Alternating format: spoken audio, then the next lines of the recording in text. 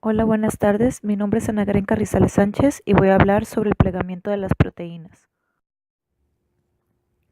La formación de estos cuerpos proteicos generalmente se realizan a partir de una reacción espontánea, la cual es guiada por diferencias en energía entre conformes cinéticamente accesibles a la cadena de esta misma proteína.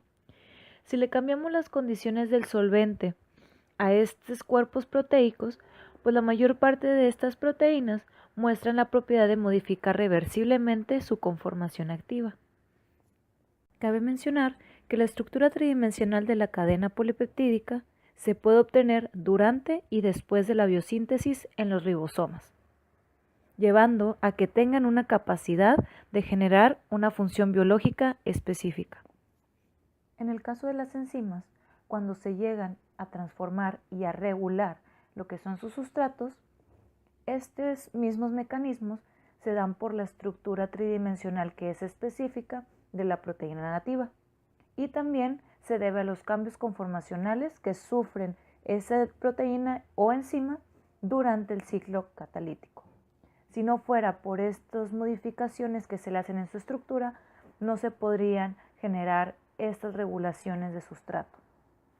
Tanto la adquisición de la estructura como la estabilidad de las proteínas se determina por su secuencia lineal de aminoácidos y también es muy importante las condiciones del solvente en el que éste se encuentre.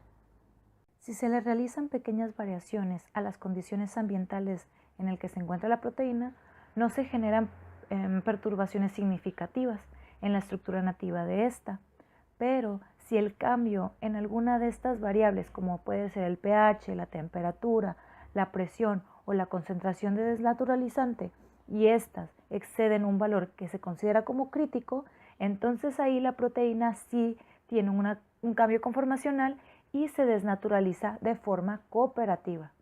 Por otro lado, se ha visto que en algunas proteínas la estructura y la función biológica cambian de forma simultánea.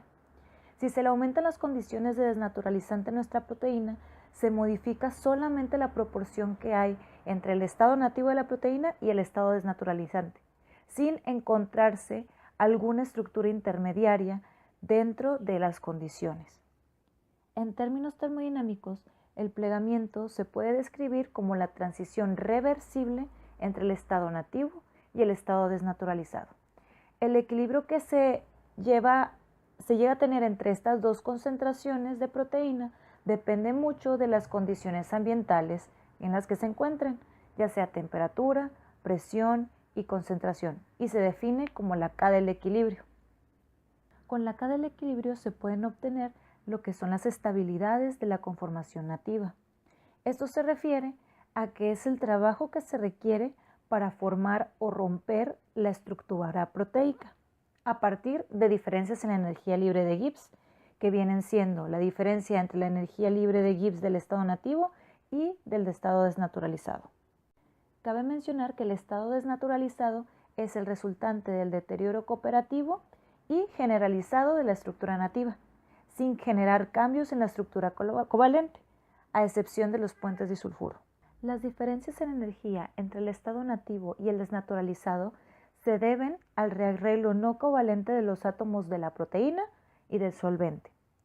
Es importante mencionar que el plegamiento es una reacción espontánea en el que la delta G nativa es menor al delta G de la proteína desnaturalizada. Por lo tanto, el delta G debe ser menor a 0 para que ésta pueda ser espontánea. También es importante mencionar que los puentes de hidrógeno y el efecto hidrofóbico son las interacciones no covalentes que dominan en la estabilidad de las proteínas, aunque la contribución relativa de estos dos factores en la estabilidad aún no es clara ni estudiada por completo. La estabilidad de las proteínas también se puede modificar al variar la presión. La ruptura de los puentes de hidrógeno se acompaña de un pequeño cambio en el volumen del sistema y la disociación de un par iónico o la exposición de grupos hidrofóbicos del agua se ven favorecidos al aumentar esta presión. Al haber este cambio en el volumen, se da una mayor reacción espontánea. Tanto las diferencias en energía como las barreras de la energía de activación determinan las concentraciones al equilibrio entre reactivos, intermediarios y productos. Esos intermediarios son inestables en relación con los estados nativos o desnaturalizados en estos procesos de dos estados.